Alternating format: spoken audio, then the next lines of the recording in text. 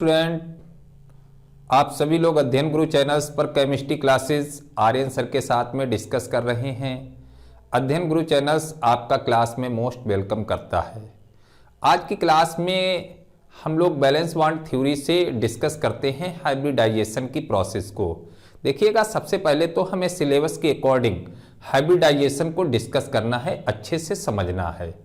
उसके बाद में हम आपको डायरेक्टली हाइब्रिडाइजेशन कंफर्म करने के बहुत सारे रूल्स भी देंगे।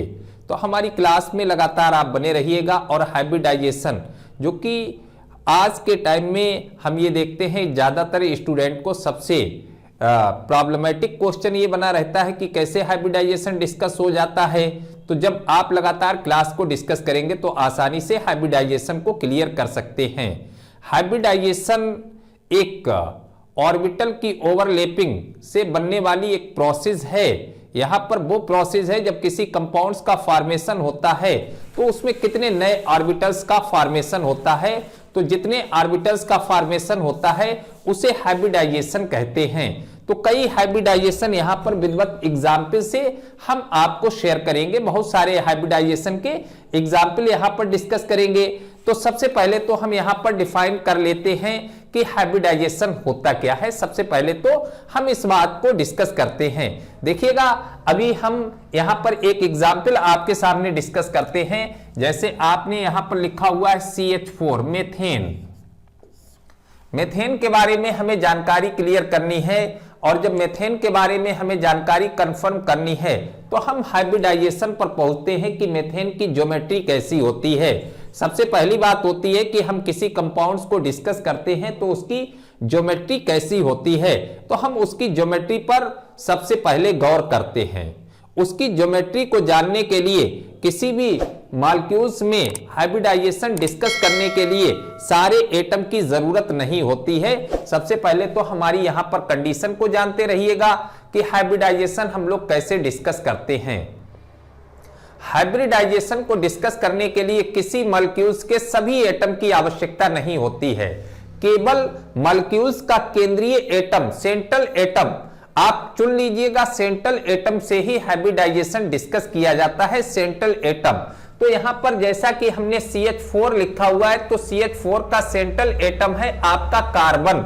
आप अच्छे से जान रहे हैं कि यहां पर जो हमारा सेंट्रल एटम है वो क्या है, कार्बन है। अच्छे से समझ लीजिएगा, सेंट्रल एटम हमारा क्या है, कार्बन है। और कार्बन का एटॉमिक नंबर होता है 6, आपने पढ़ा होगा। और इसका इलेक्ट्रॉनिक कॉन्फ़िगरेशन भी डिस्कस किया होगा, 1s2 2s2 2p2। ये कार्बन के लिए आपने डिस्कस किया होगा। तो हाइब्रिडाइजेशन की पहली शर्त हमने क्या डिस्कस करा दी है कि हाइब्रिडाइजेशन जब डिस्कस कीजिएगा तो सबसे पहले हमें क्या देखना पड़ता है। हाइब्रिडाइजेशन में सबसे पहले हमें देखना पड़ता है कि किसी भी मॉलिक्यूल्स का केंद्रीय परमाणु ही हाइब्रिडाइजेशन क्रिया में भाग लेता है। नंबर एक बात। दूसरी बात, हाइब्रिडाइजेशन में इलेक्ट्रॉनों का कोई रोल नहीं है, केवल ऑर्बिटल का रोल है। दूसरी बात ध्यान रखिएगा, जब हाइब्रिडाइजेशन को डिस्कस करते हैं तो हाइब्रिडाइजेशन में इलेक्ट्रॉनों का कोई रोल नहीं है, केवल रोल है ऑर्बिटल का। केवल रोल है किसका, ऑर्बिटल का। अब ऑर्बिटल का रोल है तो यहां पर बहुत सारे ऑर्बिटल हैं। किन ऑर्बिटल का रोल है, तो यहां पर भी हमारा रूल्स ध्यान रखिएगा। यहां पर जो हमारा रूल्स आपको डिस्कस करा रहा है वो रूल्स ये बता रहा है कि अंतिम कक्षा, लास्ट सेल, अंतिम कक्षा से मतलब है लास्ट सेल के जितने भी ऑर्बिटल हैं उनका उपयोग हाइब्रिडाइजेशन में किया जाता है। किसका, अंतिम कक्षा। हम यहां पर एक एग्जाम्पल को बेस मान करके आपके सामने डिफाइन कर रहे हैं। तो इसमें अंतिम कक्षा कौन सी है, 2, और 2 में S और P सबसेल हैं। तो यहां पर देख सकते हैं कक्षा 2 में 2s, S में कितने इलेक्ट्रॉन है, 2 इलेक्ट्रॉन। और इसी के साथ है 2p, P में कितने इलेक्ट्रॉन है, 2 इलेक्ट्रॉन। और P में ऑर्बिटल होते हैं 3।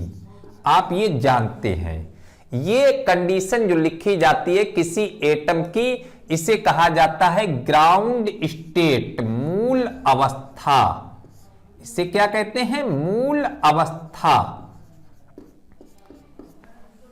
अब देखिएगा, चलिएगा अगली नेक्स्ट बात हमारी सुनिएगा हाइब्रिडाइजेशन को जानने के लिए। कार्बन की मूल अवस्था आपने यहां पर जान ली है।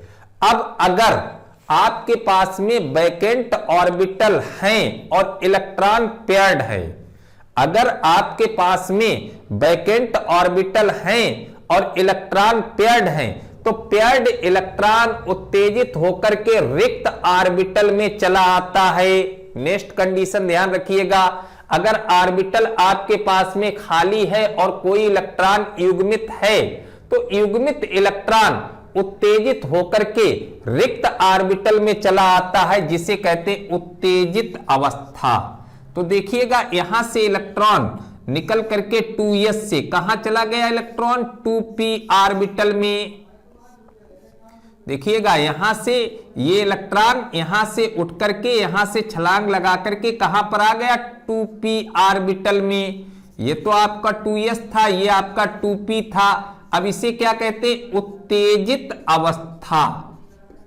इसे क्या कहते हैं? उत्तेजित अवस्था। इस अवस्था को क्या नाम देंगे? उत्तेजित अवस्था। अब यहां पर देखिएगा, उत्तेजित अवस्था में कार्बन के पास में कितने अनपेयर्ड इलेक्ट्रॉन आपको दिख रहे हैं? अब यहां पर कार्बन के पास 4 अनपेयर्ड इलेक्ट्रॉन दिख रहे हैं, तो हम यहां पर कह सकते हैं कि कार्बन टेट्रावैलेंट होता है। कार्बन टेट्रावैलेंट होता है, इसकी वैलेंसी 4 होती है, न कि 2 वैलेंसी। 2 वैलेंसी मूल अवस्था में होती है, अनस्टेबल है। कार्बन की वैलेंसी कितनी रहेगी? 4। उत्तेजित अवस्था में इसके पास में कितने इलेक्ट्रॉन आए हैं? Unpaired electron 4। और जितने अनपेयर्ड इलेक्ट्रॉन होते हैं वही उसकी वैलेंसी होती है। तो कार्बन की उत्तेजित अवस्था में वैलेंसी 4। तो कार्बन कैसा है? टेट्रावैलेंट। कैसा है? टेट्रावैलेंट, 4 संयोजी। कार्बन कैसा बताया? टेट्रावैलेंट, 4 संयोजी कार्बन है। अब हाइड्रोजन CH4, यहां पर देखिएगा, ये कार्बन की मूल अवस्था यहां पर दर्शाई गई है। यहां पर देखिएगा कार्बन की मूल अवस्था की कंडीशन स्पष्ट कीजिएगा। क्या यहां पर मूल अवस्था की कंडीशन है? अब हाइड्रोजन कितने हैं? 4 हाइड्रोजन हैं। हाइड्रोजन एक एक इलेक्ट्रॉन यहां पर अपने ऑर्बिटल में डाल करके यहां पर शेयरिंग करेगा, तब बन जाएगा आपका क्या? CH4। क्या बन जाएगा? CH4। अब यहां पर ये तो आपका 2s था, ये 2p था। अब देखिएगा ये चारों ऑर्बिटल आपको कैसे दिख रहे हैं? चारों ऑर्बिटल लगभग समान ऊर्जा के दिख रहे हैं, इक्वल एनर्जी के चारों ऑर्बिटल यहां पर हमें दिख रहे हैं। इन चारों ऑर्बिटल की ऊर्जाएं कैसी हैं? समान। और जब समान ऊर्जा के ऑर्बिटल बन जाते हैं तो उन्हें कहते हैं हाइब्रिड ऑर्बिटल। उन्हें क्या कहते हैं? Hybrid orbital. तो यहां पर हाइब्रिडाइजेशन में लगभग समान ऊर्जा के ऑर्बिटल भाग लेते हैं, लगभग समान ऊर्जा के अलग अलग ऑर्बिटल भाग लेते हैं। और जब हाइब्रिडाइजेशन होता है तो जो ऑर्बिटल बने उनकी ऊर्जा समान होनी चाहिए। तो इसमें एक ऑर्बिटल आपका s है और 1 2 3 ऑर्बिटल p हैं। तो यहां पर हो गया है sp3 संकरण। क्या हो गया यहां पर? sp3 संकरण। यहां पर डिस्कस कीजिएगा कौन सा संकरण आ गया CH4 में? sp3 संकरण। 1 ऑर्बिटल s है और 3 ऑर्बिटल p हैं। अब आप जान लेंगे कि sp3 संकरण है तो ज्यामिति चतुष्फलकीय होगी। कैसी हो जाएगी? चतुष्फलकीय। C H H H H, ये कैसी ज्यामिति है? चतुष्फलकीय। टेट्राहेड्रल। कैसी ज्यामिति है? चतुष्फलकीय, टेट्राहेड्रल। और 2 वैलेंसी के बीच का कोण सदैव 109°28' का होगा। ये कंफर्म बात हो जाती है कि जब हम हाइब्रिडाइजेशन को डिस्कस कर लेते हैं तो यहां पर ये बात हमारी कंफर्म हो जाती है। तो आपने हाइब्रिडाइजेशन को एक एग्जाम्पल से यहां पर क्लियर किया है कि क्या हाइब्रिडाइजेशन में बात बताई गई है।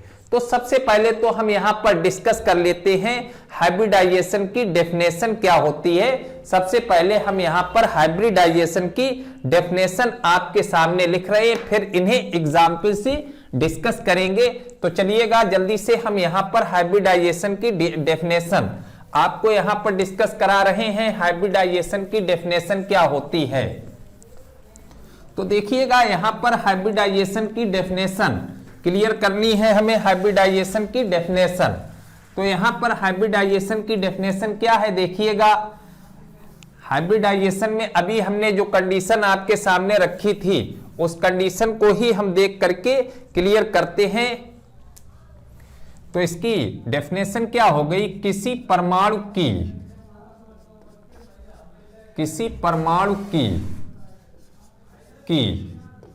लगभग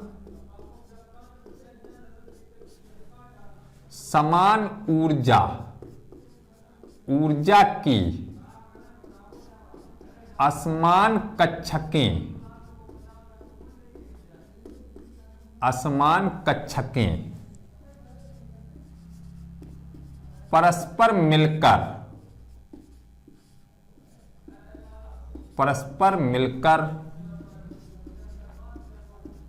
उतनी ही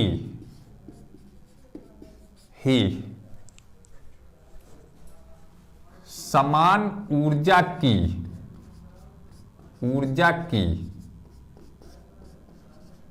नई कक्षक, उतनी ही समान ऊर्जा की नई कक्षकों का निर्माण करती हैं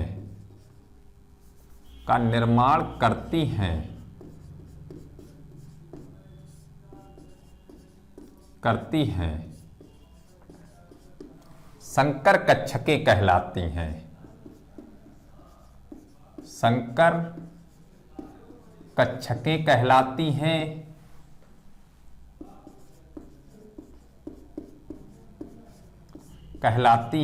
और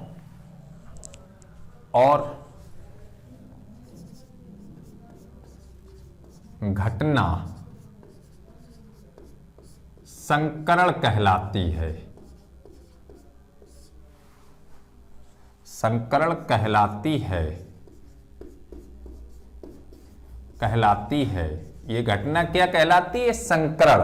तो आपको क्लियर हुई है कि हाइब्रिडाइजेशन की डेफिनेशन क्या है, कंफर्म हुआ है।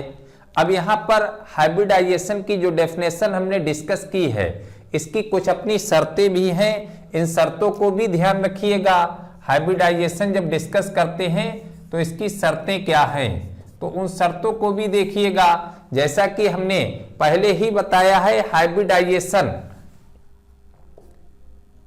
संकरण किसी अणु के केंद्रीय परमाणु में होता है। जो हाइब्रिडाइजेशन देखा जाता है वो किसी अणु के सभी परमाणुओं में नहीं, केवल केंद्रीय परमाणु का उपयोग किया जाता है संकरण हेतु। किसका उपयोग करेंगे, केवल केंद्रीय परमाणु का। अभी एग्जाम्पल में हमने आपको डिस्कस कराया है, अभी एग्जाम्पल में बात हमने आपको डिस्कस कराई है। सेकंड बात, यहां पर संकरण में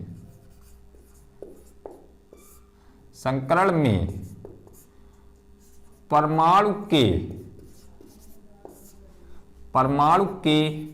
अंतिम कक्षा के सभी कक्षक,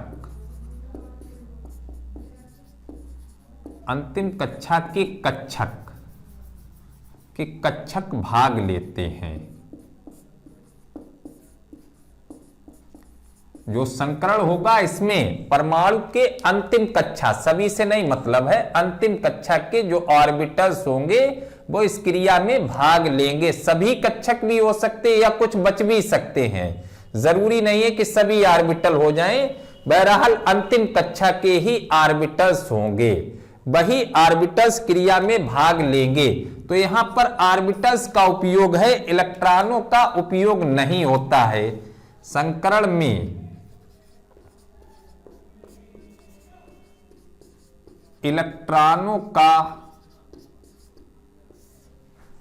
योगदान नहीं है, योगदान नहीं है।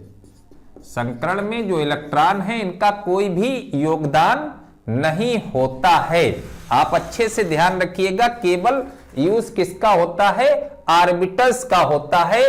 इलेक्ट्रॉनों का कोई भी यहां पर रोल्स नहीं होता है संकरण में। नेक्स्ट पॉइंट यहां पर डिस्कस कर सकते हैं, संकरण में जितने कक्षक भाग लेते हैं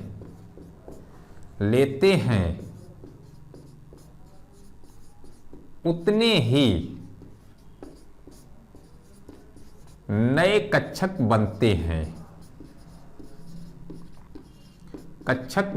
हैं, यहां पर भी बात हमारी ध्यान रखिएगा कि जो हाइब्रिडाइजेशन प्रोसेस होगी, इस हाइब्रिडाइजेशन प्रोसेस में जितने कक्षक भाग लेंगे उतने ही यहां पर नए कक्षक बनेंगे।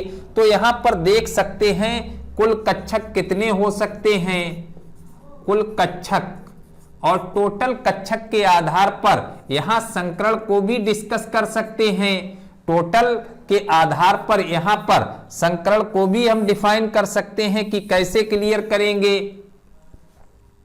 कक्षकों का प्रकार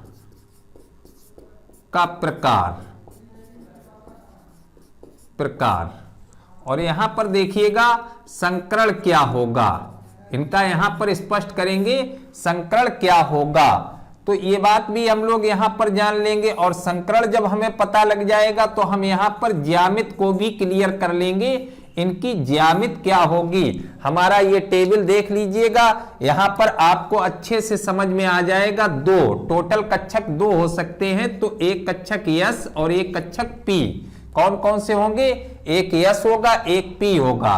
तो यहां पर संकरण क्या हो गया, एसपी। क्या संकरण हो गया, एसपी। और एसपी जिनमें संकरण होगा उनकी ज्यामिति होती है रेखीय। कैसी होती है, लाइनर रेखीय। कोण होगा 180 अंश का। कोण कितने का होगा, 180 अंश का। 3 जिसमें एक कक्षक यस और दो कक्षक पी।